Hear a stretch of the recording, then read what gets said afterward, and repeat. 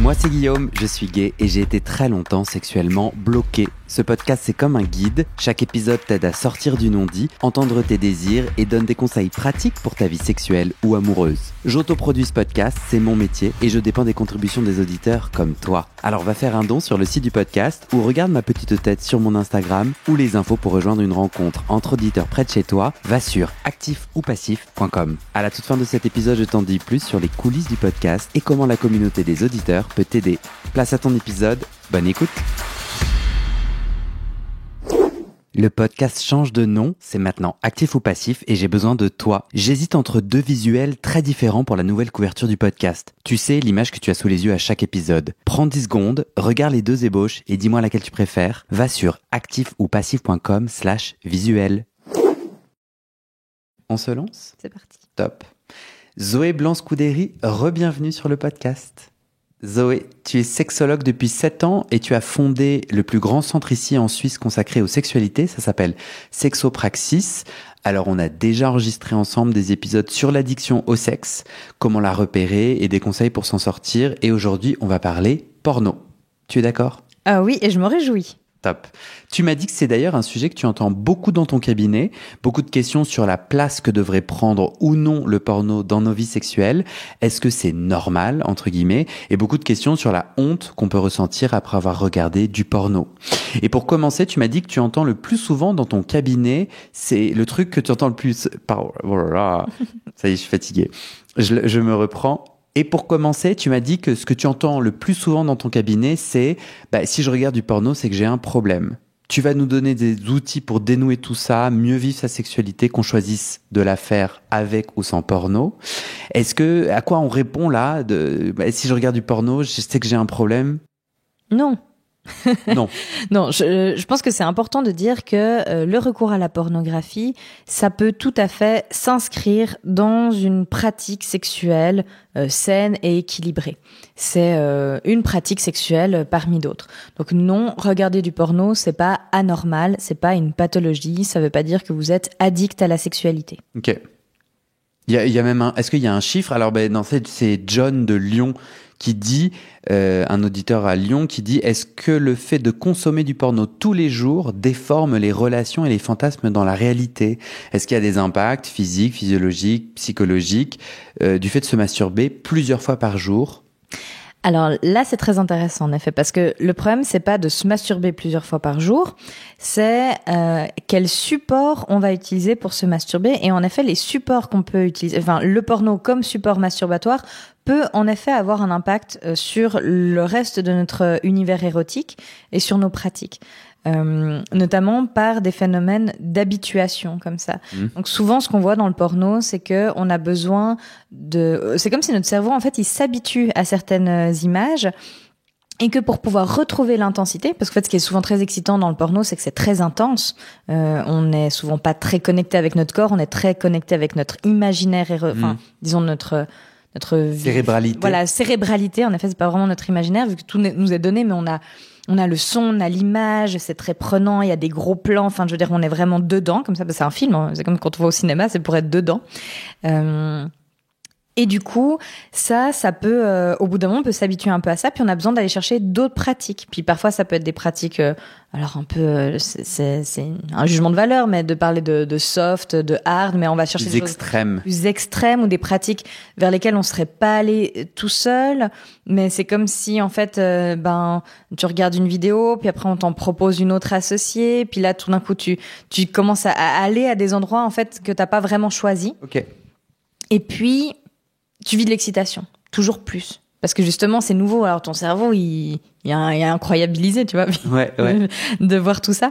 Et ça peut rendre le réel un peu plus beige, un peu plus fade comme ça. Parce qu'à force de s'habituer à ce niveau-là d'intensité, le réel devient moins excitant. Donc en effet, ça peut être un risque. C'est pour ça que je pense que le porno, c'est vraiment une pratique qui est ok, mais si ça devient la seule pratique, ça risque de restreindre ta vie sexuelle. Mais il n'y a pas que le porno qui fait ça. N'importe quoi fait ça. Ouais. Tu Oui, vois en fait, je trouve ça intéressant de dire, sans diaboliser le porno, de dire c'est un peu comme le sucre blanc. T'en prends une cuillère et en fait, ton cerveau dit j'en veux une autre. Et tu vois, te somme de reprendre une cuillère. Je trouve que le porno, il peut y avoir de ça. Donc de se dire, c'est bon, une petite pâtisserie, mais c'est vrai que je sais que ça peut déclencher en moi des trucs. Et donc je suis au courant de ça. Et deuxièmement, je sais pas si mon image peut fonctionner, mais parfois je mange de la pâtisserie, mais une pomme, c'est bon aussi. Non, mais tu vois, de pas, du coup, se bourrer les papilles d'un sucre, d'un type de sucre qui fait qu'en fait, on n'arrive plus à goûter les saveurs autres. Oui, tout à fait. Et je pense qu'il y a... on voit d'ailleurs que quand on mange très sucré, c'est difficile, on trouve tout est un peu fade, et puis les personnes qui font une sorte de désensibilisation comme ça en enlevant le sucre une période vont commencer à trouver que t'en mets un tout petit peu, puis les choses sont trop sucrées tout de suite. Complètement. Mais c'est intéressant parce que moi, du coup, en préparant cet épisode, je me suis dit, mais bon, et moi et le porno, du coup, parce qu'on pose la question et plein d'auditeurs la partagent. Et moi, j'ai fait ce constat-là que et je te demande si c'est dans ma tête ou si c'est réel. Enfin, est-ce que tu l'as vu ailleurs? J'ai l'impression que le porno a modifié mon désir sexuel, l'a éduqué, si on le prend sous la bonne couture, ou au contraire l'a écrasé et l'a modifié de façon négative, notamment parce que justement, comme tu disais, donc je regarde du porno et on m'en propose d'autres. C'est un algorithme en fait qui me propose d'autres pornos. Donc moi aujourd'hui, avant je regardais sur Tumblr dans le temps. Toi, l'époque de Tumblr, ça te parle? Pas Non. du tout. Ok. Je vais pas te demander ton âge. Et Tumblr, c'est en gros des blogs ultra spécialisés. Donc, il y avait des gens qui avaient un Tumblr sur un type de porno très spécifique. Et du coup, ils faisaient comme ça de la curation de contenu pornographique. Et t'avais vraiment de tout. Et aujourd'hui, c'est Twitter. Et en fait, Twitter a commencé, je vais être très concret, à me montrer des vidéos de plus en plus violentes, que je trouve, c'est moi, mon jugement de valeur à moi, que je trouvais moi plus extrême. Et par exemple, gorge profonde avec beaucoup de salive. T'es avec moi dans... Tout à fait. J'ai le visuel, j'ai les bruits, tout. Ok. Donc au début, moi, quand je vois ça, je suis là, ah ben non, pas du tout. Ah non. Et donc je suis pas à l'aise, mal à l'aise, et genre mon excitation se coupe et c'est mort et tout. Enfin, stop, hop, je passe. Mais en fait, au fur et à mesure, piqué par la curiosité de cet extrême, et puis en vrai, je suis tout seul avec moi, je suis pas en train de faire un podcast quand je regarde du porno, donc je suis là, personne le saura jamais si je regarde ce truc qui a l'air un peu dégueulasse. Et en fait, ça m'a excité au bout d'un moment, et je parle comme si j'étais pas maître de moi-même, mais en vrai, je me suis pas dit, tiens, ouais, enfin, j'ai pas du tout eu l'impression d'être dans un élan, moi, volontaire, d'explorer un nouveau truc, quoi. Et aujourd'hui, c'est même rentré dans mes pratiques sexuelles. Mais je trouve que c'est hyper intéressant et merci de ce partage qui est tellement intime et tellement honnête, parce que je pense qu'il y a plein de gens qui peuvent se reconnaître là-dedans. Mais je trouve que tu illustres vraiment le fait que notre désir est formaté par ce qu'on regarde et par la société qui nous entoure. Et on nous apprend à désirer la violence, on nous apprend à être excité par l'humiliation des autres, ou le fait d'humilier soi-même. Enfin, je veux dire, on apprend ça, et le porno se fait vraiment un véhicule de cette éducation. En tout cas, ce porno mainstream qu'on trouve sur les hubs et puis que la plupart des gens consomment. Hein. Mais donc oui, c'est tout à fait possible déjà que nos pratiques sexuelles se façonnent au fur et à mesure de ce qu'on voit, de ce qu'on regarde qui est excitant. Puis ce que tu racontes, c'est aussi que parfois dans une vidéo, il y a plusieurs types de pratiques sexuelles qui vont être illustrées. Puis peut-être que toi, tu as commencé à regarder une vidéo qui avait pas de gorge profonde, et puis tu étais très excité et tu te masturbais, etc. Puis tout d'un coup, ça passe à la gorge profonde. Oui. Et donc en fait, là, ce qui se passe, c'est qu'on va faire un phénomène d'association. Ton cerveau, tout d'un coup, il se dit, mais on est excité, et on regarde un truc qui nous excite pas, mais on est excité. Bon, alors c'est dire que ce truc-là est excitant. Ah oui, et donc ça, en fait, voilà. Oui. Donc en fait, il va apprendre à érotiser des trucs qui n'étaient pas érotisés à la base. Et donc à force de si tu veux donner en simultané et de l'excitation à ton corps et des images, ton cerveau va les associer en disant cette image est excitante. Complètement. Et je trouve que c'est Pour moi, c'est une opportunité, puisque le porno peut formater mon désir, et il le formate complètement. Par exemple, autour de la pénétration, la pénétration anale, ça veut donc dire que je peux le reformater, faire des mises à jour. Par exemple, moi, le porno, il m'avait formaté sur, quand je me suis mis à pénétrer des gens, je me disais, mais en fait, moi, sur les pornos, genre, je cherche, les gens, ils cherchent pas le trou. Moi, quand j'essaye de pénétrer quelqu'un, en fait, il y a toute une galère de, attends, tu peux te baisser un peu, attends. Et donc, je me disais, il y a forcément un problème. Enfin, j'ai jamais vu ça sur les images. Il y a jamais de temps d'adaptation ou de temps de dilatation. Je dis, c'est un peu de la généralité, là. Ouais. Mais le moment où j'ai dit, mais c'est complètement normal vu que les corps sont tous différents, moi, je sais pas exactement comment on va bien s'emboîter. Et donc, ça fait partie du moment où, en fait, on va essayer différentes positions. Et il m'a fallu reformater ça. Et comprendre que le porno formate me permet de reprendre le pouvoir là-dessus, quoi. Oui, puis je pense que là, ce que tu es en train aussi d'évoquer, c'est vraiment un manque criant d'éducation à la sexualité qui puisse être plus explicite. Parce qu'en fait, à partir du moment où tu sais pas à quoi ça ressemble, tu prends les seules représentations que tu as pour preuve de la réalité. Mais on n'apprend pas à conduire une voiture en regardant Fast and Furious. Complètement. C'est marrant, c'est trop marrant parce que j'étais en train de penser à Mission Impossible. C'est rigolo. Je me disais, non mais Tom Cruise qui court non-stop en étant à peine essoufflé. C'est pas vrai. C'est pas vrai. Mais en fait, tu le sais que c'est pas vrai parce que toi-même, quand tu cours, t'es essoufflé. Oui. Mais si t'as jamais couru de ta vie et que t'as jamais vu de gens courir et puis que les seuls gens que tu vois courir, c'est Tom Cruise dans Mission Impossible, tu penses que courir, c'est ça. Puis que quand tu transpires et que t'es rouge et que tu halètes, c'est que t'as un problème, puis peut-être que t'es malade, tu vois. Et donc je pense que ce truc-là, je pense que le problème avec le porno, c'est qu'on n'a pas d'autres représentations plus réalistes de la sexualité.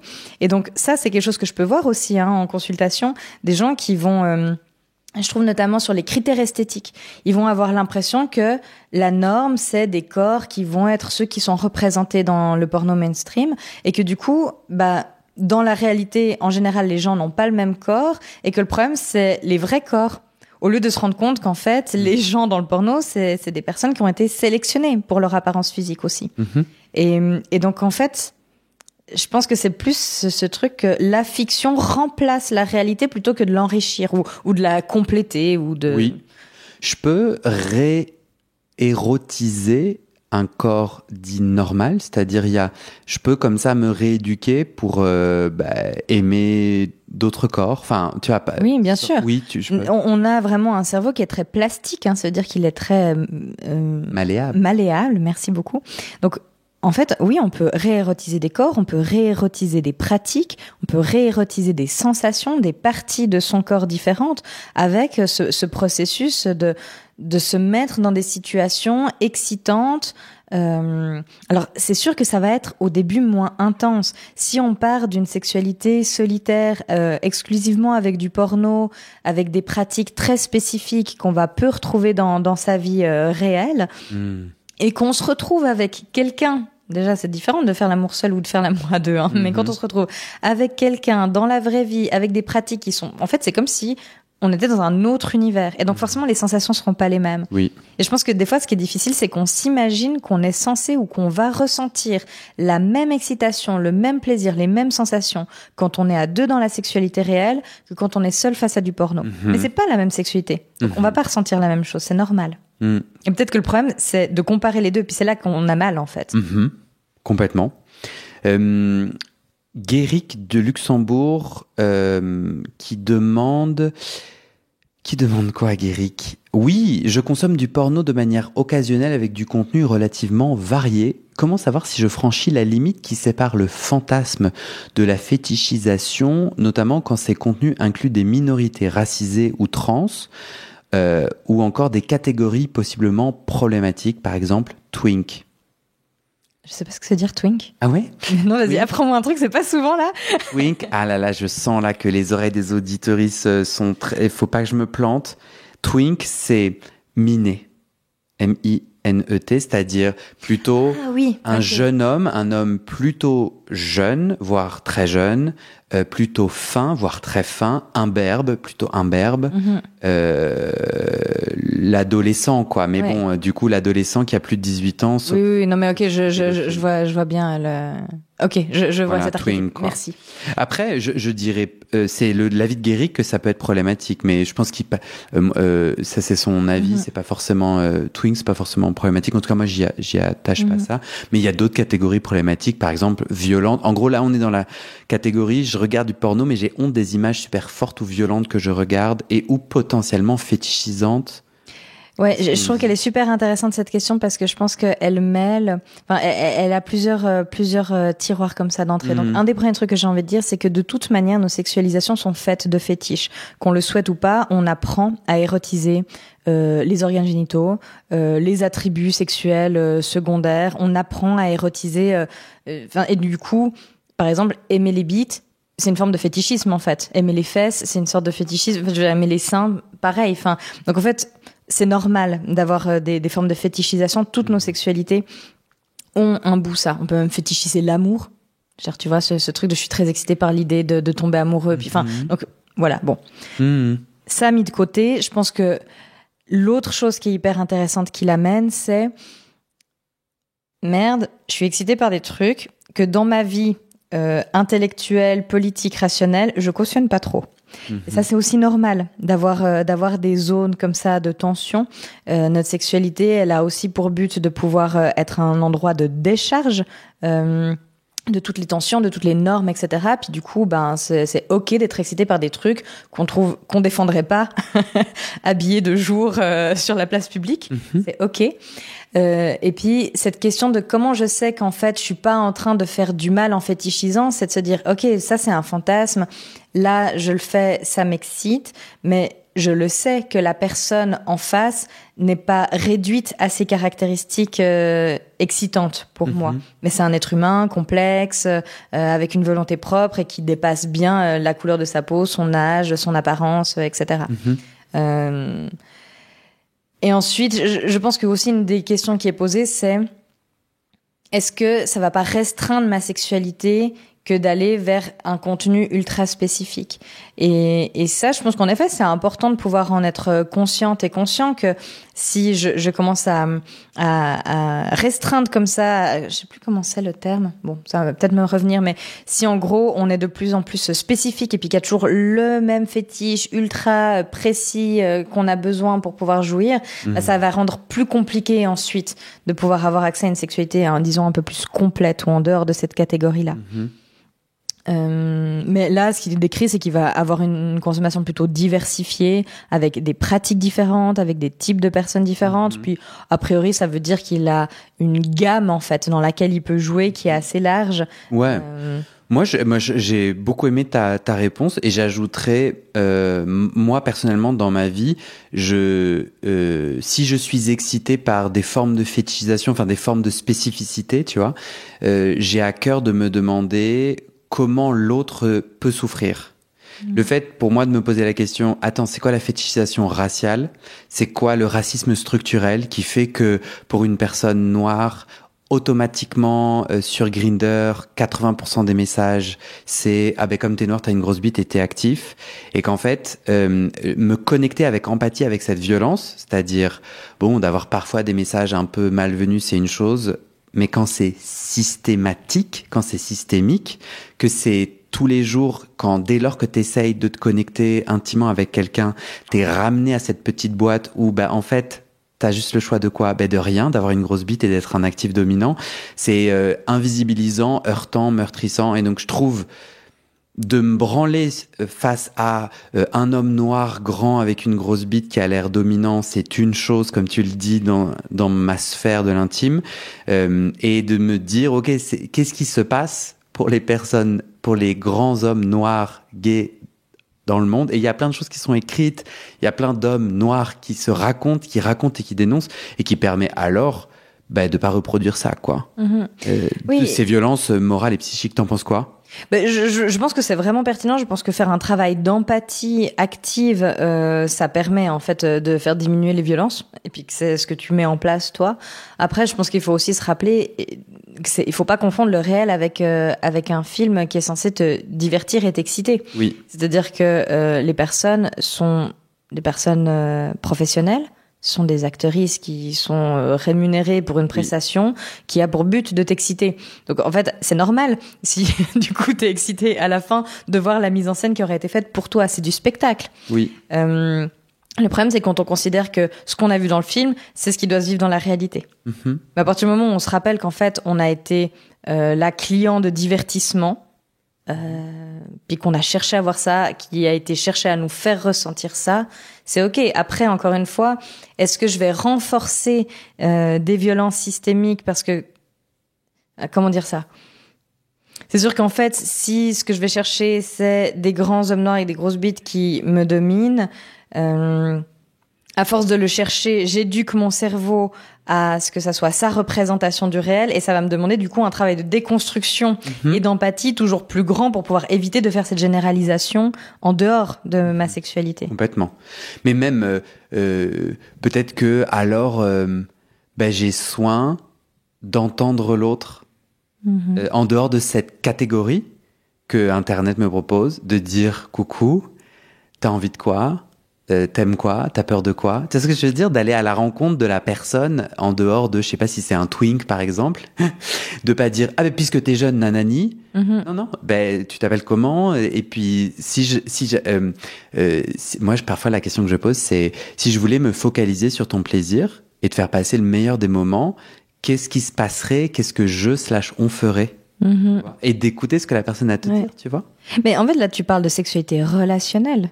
Et en effet, je pense que s'intéresser à l'autre, à qui on a en face, au-delà des préjugés que son apparence pourrait véhiculer, c'est la clé d'une rencontre humaine qui est authentique, qui est réussie, qui est vraie, qui est engagée. Et c'est sûr que dans le porno, on n'est pas là, parce que dans le porno, t'es seul avec ton ordi, en fait. Complètement. En fait, c'est pas la même chose. Ouais, c'est sûr que nos représentations, d'avoir conscience que ce que je vais regarder dans le porno risque d'influencer ensuite ma manière de me comporter dans la vraie vie, c'est là que c'est important pour pas tomber dans la fétichisation et la violence systémique. Merci. Clément de Lyon. Porno compulsif quand je suis stressée ou angoissée qui me laisse sur le dégoût. Bonjour, j'utilise le porno de manière compulsive avec un besoin urgent de venir assouvir une pulsion. Cela se passe notamment dans des situations où je suis stressée, angoissée, où mon estime de moi-même est basse, voire proche du néant, tout en sachant qu'après assouvissement, je ressens un dégoût ultime et un désir assouvi ou inassouvi. Les lettres qui se suivent ne sont pas très claires. Avez-vous des pistes de réflexion, des idées d'ouverture qui me permettraient de stopper ce schéma? Merci. Oui, là, ce qu'il décrit, je pense qu'on est sur une sorte de comportement compulsif qui peut vraiment arriver quand on a justement beaucoup d'anxiété. Puis il semble en être conscient. Hein. La sexualité, elle a parmi les fonctions de la sexualité, il y a notamment le fait d'être une option anxiolytique. Donc ça va nous permettre de faire face à des émotions qui peuvent être difficiles, comme l'angoisse, la solitude, la déprime, etc. Et donc ça peut être un moyen d'aller mieux. Et puis, comme le porno, c'est très intense, c'est très excitant, c'est comme une sorte de promesse que ça ira mieux très vite. Mais en fait, certainement que le besoin n'était pas de la sexualité, c'était pas genre du plaisir, de la connexion. Enfin, peut-être que justement, dans cette angoisse, faudrait aller voir qu'est-ce qui m'angoisse. Parce que là, la réponse, c'est de la sexualité, mais certainement que si on entendait l'angoisse, ça serait peut-être, je sais pas, je me sens seule, je me sens vide, je me sens pas aimée. Et puis du coup, aller voir du porno, ça remplit pas ça. À la fin, t'as joui, t'es tout seul, tu vois des images. Si ça t'a excité très vite, c'est que c'était peut-être très intense comme ça, comme pratique. Puis c'était peut-être pas celle vers lesquelles t'aurais le plus envie d'aller. Puis du coup, tu te dégoûtes encore plus qu'avant d'avoir commencé. Donc, moi, dans ces questions plus de compulsion, j'irais vraiment inviter la personne à se centrer sur ses émotions pour sentir en fait qu'est-ce qui l'amène à avoir ce comportement sexuel. Et ça veut pas dire que c'est mal, mais ça veut peut-être dire qu'en fait il y a des solutions qui apaiseraient plus sa souffrance que la masturbation à ce moment-là. Qui est alors plus une fuite. Ça me fait penser à l'épisode qu'on a déjà enregistré ensemble sur justement l'addiction. Moi, dans cet épisode que les gens peuvent... Alors, je vais le mettre en descriptif. Et si j'ai oublié de le mettre dans le descriptif, faut pas m'engueuler parce qu'on fait ce qu'on peut. Et deux, on remonte dans le temps, dans la liste des épisodes, et on trouve ça. Moi, dans cet épisode qu'on a enregistré avant, je raconte justement comment, la masturbation sur du porno me permettait de déconnecter, débrancher, fuir ce qui est en train de se passer pour moi, parce que ce qui est en train de se passer pour moi, le méli-mélo d'émotions, de peur et tout, est trop difficile, quoi. Et donc, et stress et angoisse. Et donc, qu'est-ce que ça raconte? Clément peut aller se nourrir de tout ça. J'ai une autre question que toi, toi, tu entends dans ton cabinet un autre truc très fréquent qui est « je n'ose pas en parler avec mon ou ma partenaire ». Tu veux m'en dire un peu plus? Ah oui, ça, je l'entends beaucoup. Il y a une sorte de honte qui serait associée à si je regarde du porno, c'est quelque part je trompe ma ou mon partenaire. Ou alors la partenaire peut se sentir trompée par le fait que l'autre a regardé du porno. Ça, c'est un truc que j'entends régulièrement. Comme là encore, comme s'il y avait une sorte de confusion entre je regarde ces personnes avoir de la sexualité, donc je les désire, donc peut-être je les aimerais, donc peut-être j'aurais envie d'une relation avec, ou alors je te comparerais en me disant que tu es moins bien. Et donc il y a une sorte de passage comme ça du virtuel au réel, mais je sais pas, si vous regardez un film romantique au cinéma ou à la télévision, ça veut pas dire que votre histoire d'amour actuelle vous convient pas puis que vous en aimeriez une autre. Oui, c'est marrant. C'est bien ça comme image. Donc il y a comme ça cette confusion, mais j'ai l'impression vraiment que le porno va faire très peur sur le fait qu'on va me prendre une place ou pourquoi est-ce qu'il préfère mais je trouve des fois aussi la masturbation. Pourquoi est-ce que mon partenaire ou ma partenaire préfère se masturber plutôt que de me proposer d'avoir de la sexualité? Et ça, je pense que c'est vraiment important aussi de pouvoir redonner une vraie place à l'auto-érotisme dans sa globalité, à la masturbation. Parce qu'en fait, c'est une des pratiques sexuelles. C'est une pratique qui est légitime, qui est belle, qui a le droit d'exister. C'est pas une sous-pratique. Il y a des personnes, à partir du moment où elles se mettent en couple, elles considèrent qu'en fait, elles sont plus censées se masturber. Oui. Comme si la masturbation, c'était un peu le sexe nul de quand on n'est pas en couple. Oui, c'est ouais. Alors que, en fait, en vrai, certainement que la personne avec laquelle vous allez faire le plus de sexualité dans votre vie, c'est vous-même. Et vous méritez d'avoir de la considération pour cette sexualité-là. Ouais, je trouve que c'est comme se faire à manger que pour soi, ou se faire à manger pour soi et des amis. Je trouve que c'est pas exactement le même, ni les mêmes ingrédients, ni les mêmes choses, mais les deux sont cool, quoi. Ouais. Je suis quand même plus souvent à manger seul que bon, dans ça je m'emballe dans mon image, mais j'ai Léo de Metz qui justement dans ce lien avec le couple, Léo il dit je me masturbe presque exclusivement avec du porno comme support, il dit 99% du temps, et le reste du 1% c'est en pensant à des anciens amants mais jamais mon mari. Est-ce que cela traduit un manque de désir envers lui? On fait l'amour, notre sexualité est plutôt vanille, mais se passe bien. Je me questionne sur le fait que je ne pense jamais à lui en me masturbant. Je pense que c'est des pratiques tellement différentes qu'on peut pas les comparer. C'est-à-dire que mais après, je suis touchée de voir comme cette personne doute d'elle-même en fait et de ce qu'elle ressent. Parce que est-ce que t'as du plaisir, est-ce que t'as du désir pour ton mari quand vous êtes ensemble? Si oui, bah oui en fait. Dit, ça se passe bien. Bah ouais. On fait l'amour. Et ça se passe bien. C'est cool, en fait. Et en fait, ce qui se passe dans ta tête, c'est des autres choses. C'est un autre univers. Et ce qui se passe dans ton lit, c'est un autre univers aussi. Puis en fait, l'un n'invalide pas l'autre. Complètement. Et puis tu peux être excité dans ta masturbation par penser à des choses passées ou en regardant, plus 99, ici on est 99. Oui, mais s'il te plaît, j'allais m'offusquer, j'allais dire quoi? Mais en fait, pas une vraie Suisse. Si j'essayais de m'adapter. Non, mais attends, mais pas du tout. Tu sais qu'il y a l'audience du podcast, elle est francophone, donc. Oui, c'est vrai. Je peux dire 99 alors. Mais tu dis tout ce que tu veux, puis il y aura toujours des gens qui disent moi dans mon pays on dit différemment. Donc c'est très cool, 99. Donc 99% du temps, ils regardent du porno et en fait le porno c'est pas la vraie vie et c'est des choses très spécifiques et aussi avec un angle de vue très spécifique. C'est-à-dire que quand on regarde du porno, on se situe comme une personne voyeuse. On n'est pas la personne, à part si vous regardez en VR, mais où là on est plutôt dans la position de la personne active, enfin actrice, mais quand on regarde du porno, on est dans une position de voyeur, voyeuse, ce qui est pas le cas dans notre sexualité. Donc en fait, notre regard, notre attention va pas se poser sur les mêmes choses.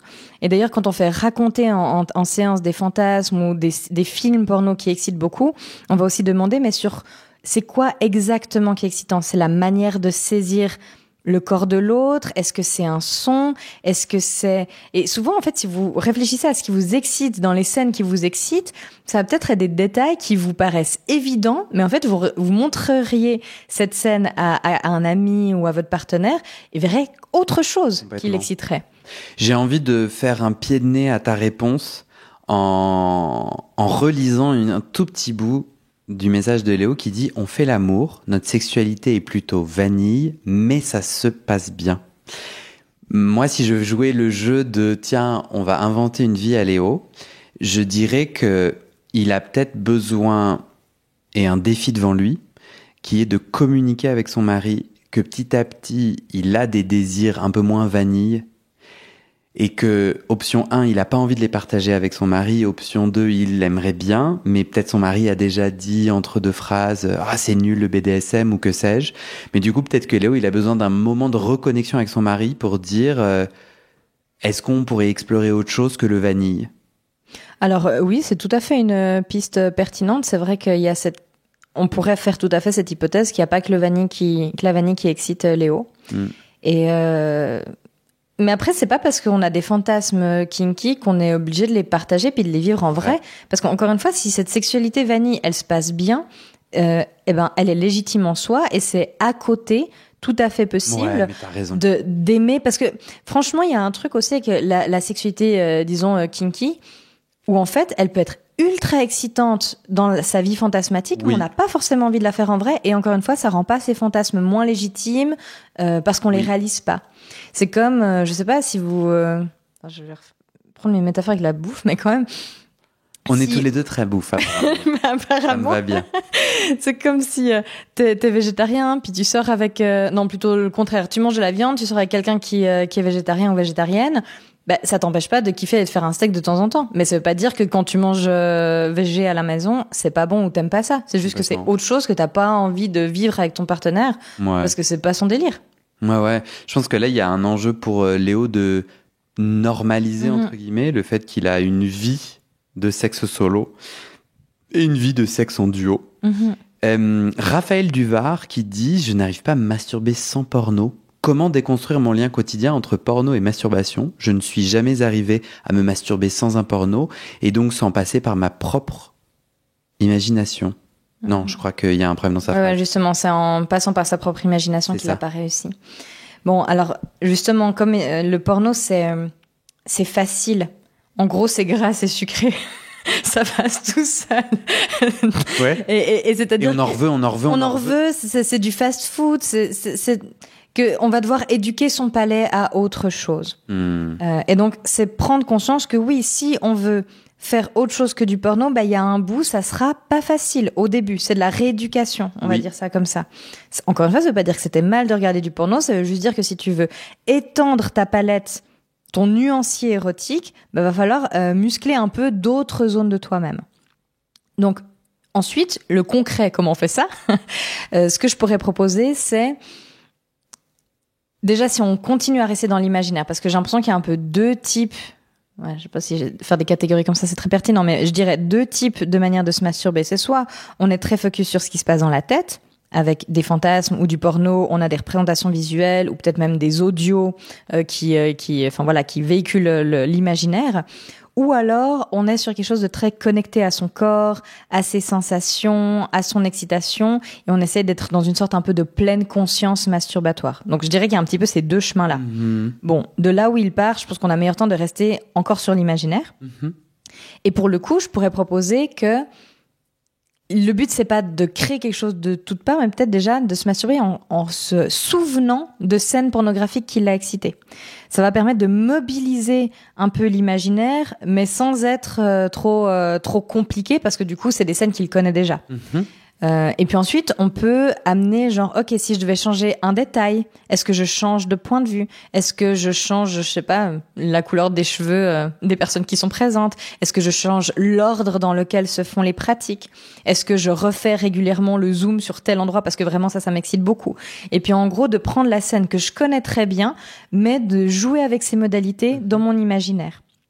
Ça permet de la remettre en gros un peu en fonction, tout en prenant une base qui est connue. Je sais pas si ça te parle. Moi, ça me parle complètement. Ça me fait penser à un autre épisode que j'ai enregistré avec une sexothérapeute autour de l'orgasme prostatique. Et cette sexothérapeute, j'invite les auditeuristes à aller écouter. Faut trouver les épisodes orgasme prostatique. Nathalie, elle dit, en fait, le cerveau crée des autoroutes du kiff. Et donc, un peu comme un 4x4 qui passe sans cesse au même endroit avec de la boue ou de la terre, au bout d'un moment, le chemin se fait et il est d'autant plus facile à pratiquer parce que petit à petit, ça dégage les cailloux et les trucs et les machins. Et ça m'avait vachement parlé. Il me dit, du coup, le moment où, par exemple, l'orgasme prostatique, moi, je lui disais, moi, je me masturbe très facilement. L'orgasme prostatique me procure des sensations où je suis entre l'inconfort et j'ai peut-être un peu mal. Ah, je suis pas sûr, je suis pas très bien. Elle me dit, t'es dans les routes de campagne.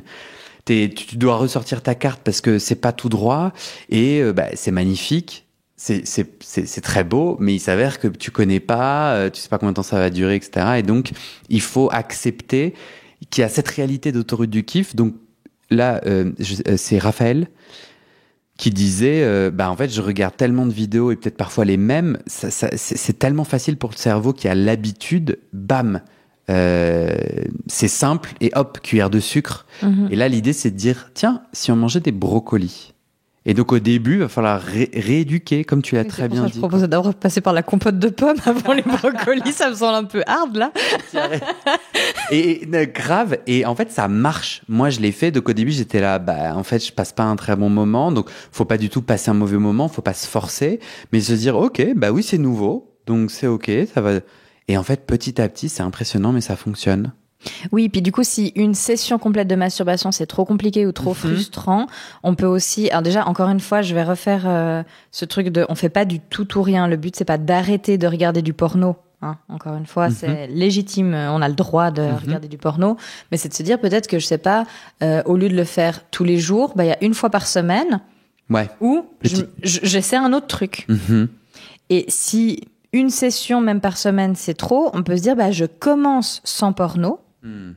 Je vois jusqu'où je peux faire monter mon excitation. Est-ce qu'au bout d'un moment, en fait, c'est méga frustrant parce que du coup, j'aimerais jouir, mais là, en fait, mon cerveau, il n'arrive pas à être assez puissant dans les images qu'il me provoque ou les souvenirs qu'il arrive à se remémorer. Et donc, je prends mon téléphone, je prends mon ordi, puis du coup, je finis sur quelque chose de plus facile. Oui. Donc, on peut aussi faire comme ça des séquences. Le but, c'est pas de pas se faire plaisir. Le but, c'est pas de se retrouver en échec et de se dire, voilà, je suis condamné à regarder toujours du porno. Parce que c'est pas vrai. Notre objectif, ça va être de créer des nouvelles routes du plaisir. Faut que le cerveau, il comprenne que tout va bien et qu'il peut lâcher, oui, puis ça, c'est valable sur plein de trucs. C'est valable sur les positions dans lesquelles on se masturbe. Si on a toujours l'habitude d'être dans la même position, avec la même pression sur sa main, sur la vitesse qu'on utilise, etc., ça va restreindre notre paysage érotique. Et il n'y a pas de normes dans la sexualité, mais ce que moi j'ai envie d'amener, c'est que plus je sais jouer avec les couleurs, plus le tableau que je pourrais peindre sera riche et nuancé et pourra m'amener dans des univers diversifiés. Voilà. Complètement. Dernier conseil, avant qu'on clôt, tu as toujours utilisé le terme de porno mainstream, qui en anglais veut dire, grand public. Ouais. Le truc facile, tu as utilisé le terme hub. J'imagine c'est Pornhub, YouPorn. Donc tous les sites très faciles où il y a plein de vidéos, où personne n'est bien payé. Et toi, tu disais, on peut, pour avoir un meilleur porno, on peut payer son porno. Meilleur, mais t'as dit on pourrait payer. Tu m'en dis plus? Oui, parce que justement, je trouve qu'il y a souvent quelque chose qui revient, c'est cette honte ou cette culpabilité à regarder du porno, parce que le porno, on lui met une sorte de couleur morale qui est mal. C'est mal, le porno, c'est de la violence, les gens font pas forcément la différence qu'en fait c'est du travail et que donc c'est joué, donc c'est de l'acting, donc c'est pas de la réalité. Mais c'est sûr que selon ce qu'on regarde, c'est du vol déjà, du travail de personnes qui seront pas payées pour ça. Des fois, on regarde des trucs qui sont limites, justement sur les questions du consentement. Payer son porno, ça permet de s'assurer que les personnes qui ont joué dans les films pour vous divertir, eh ben, l'ont fait dans des conditions qui leur convenaient, qui sont rémunérées correctement, que leur consentement a été respecté, qu'elles ont eu du plaisir certainement à faire leur travail, etc. Et donc, ça peut permettre aussi, déjà, d'avoir un porno plus éthique. Puis ça, dans une société, c'est assez cool. Mais aussi pour les personnes qui culpabilisent de regarder du porno, faire un choix en conscience, ça permet aussi de faire baisser cette culpabilité. Et du porno de meilleure qualité. Faut qu'on commence par là, parce que je vais te demander si tu as des idées de comment je peux, moi, trouver... est-ce que tu as des annuaires et je pourrais le mettre sinon dans le descriptif de l'épisode. Mais moi, j'ai un souvenir au Canada de tomber sur une petite boîte de production et d'avoir des extraits où en fait c'était du coup des corps qui me ressemblaient beaucoup plus et où en tout cas qui étaient ultra excitants, mais pas du tout ceux que je voyais sur Pornhub et compagnie ou Twitter, et puis surtout il y avait genre une sensualité, une douceur. En fait je voyais des gens faire l'amour. J'ai un souvenir, c'était chaud bouillant quoi, et avec du coup toute la lenteur et la sensualité, puis jusqu'au moment où il y a eu plus de vigueur et de voilà, c'est pas gnangnan, mais j'ai senti la patte. Alors c'est quoi le contraire de mainstream, porno artisan? C'est vrai que je sais pas comment. Porno éthique. Moi j'ai senti une patte qui m'a excité de ouf quoi. Moi j'aimerais aussi dire aux gens qui consomment du porno, c'est pas juste genre bon bah fais la bonne genre trie tes déchets quoi. C'est oui, plus va te faire kiffer encore plus. Oui, c'est ça, c'est qu'en fait le porno éthique c'est pas un porno moins excitant. Non. En fait, c'est du porno. Donc, le but, c'est quand même d'exciter les gens qui en regardent. Mais c'est juste qu'on a des représentations différentes. En effet, on peut plus se reconnaître. Et puis, on va avoir des personnes, souvent, sur les productions, ça va être un peu, qu'est-ce qui vous ferait, enfin, pas souvent, mais en tout cas, régulièrement, de ce que j'ai pu entendre, c'est, on demande aux actrices, qu'est-ce qui vous ferait kiffer de faire? Puis on le fait, en fait. C'est possible. Et ou alors on dit en fait ça sera cette scène-là. Est-ce que t'as envie de jouer dans mon film et de faire cette scène-là? Et du coup les gens qui vont dire oui j'aimerais bien jouer dans ton film et faire cette scène, a priori ont envie de le faire et de le vivre. Et je trouve aussi que le porno, je l'ai appelé comment, éthique, il offre aussi par exemple on peut aller sélectionner du porno fait par des femmes et je trouve que le regard, les choix. Tu vois qu'une femme, sur quoi la caméra se pose, quel est le contexte, quelle est l'histoire, le narratif et la fiction sexuelle qu'on me propose. Je trouve ça vraiment très intéressant, mais intéressant dans le sens bandant. Dans le sens, il y a peut-être d'autres façons de s'exciter, d'autres pornos excitants. Et puis là, tu parles de rééduquer, en fait. Ton cerveau. Puis on revient à cette question de l'éducation sexuelle et puis il y a cette phrase qui avait été dite, je pense par une réalisatrice, je ne me rappelle plus qui disait mais le problème du porno, c'est pas, enfin du mauvais porno ou du porno mainstream, c'est pas d'arrêter de faire du porno, d'arrêter de regarder du porno, c'est de faire du meilleur porno pour pouvoir justement élargir nos sexualités, redimensionner notre érotisme, etc. Ouais. On arrête là, on conclut. Moi, je m'engage. Toi, t'as pas l'air d'avoir une liste de films porno ou de maisons. Moi, je m'engage alors, parce que là, Zoé me fait non de la tête.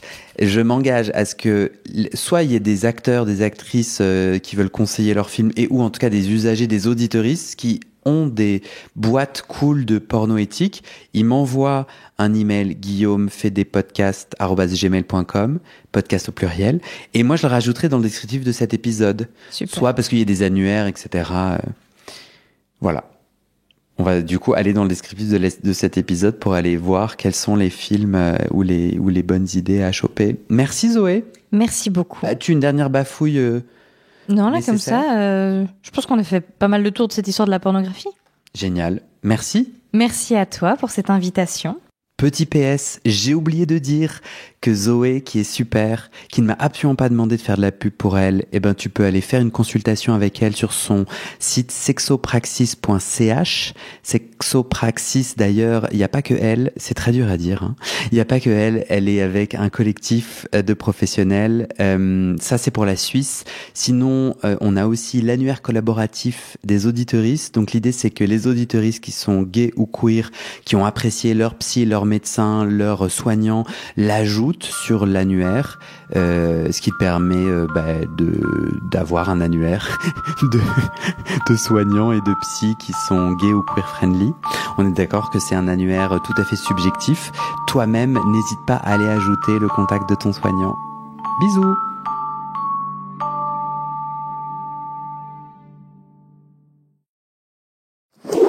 Et c'est la fin de cet épisode. Je te donne 4 raisons d'aller tout de suite sur le site du podcast actifopassif.com. Numéro 1, viens à une rencontre entre auditeurs près de chez toi ou un enregistrement en public. Raison numéro 2, va voir notre annuaire collaboratif entre auditeuristes, des soignants gays ou queer friendly, déjà 230 contacts partout dans le monde. Raison 3, viens suivre les coulisses du podcast et mes pérégrinations sur mon Insta ou le groupe WhatsApp privé. Raison numéro 4, viens discuter entre auditeurs sur le Discord, on est déjà plus de 1000 membres. Et enfin, tu le sais peut-être, ce podcast c'est mon boulot à temps plus que plein et j'ai décidé de le garder gratuit et de refuser les sponsors commerciaux. Ça veut dire que je dépends de vous, mes petits auditeuristes. J'ai besoin qu'on soit 400 à donner 60 € par an, c'est le prix d'une seule séance de psy, pour avoir une première sécurité financière. Aujourd'hui, en mai 2025, on est 237 sur les 400. Alors si ce podcast t'aide ou t'inspire, rejoins les 400 maintenant, actifopassif.com/don.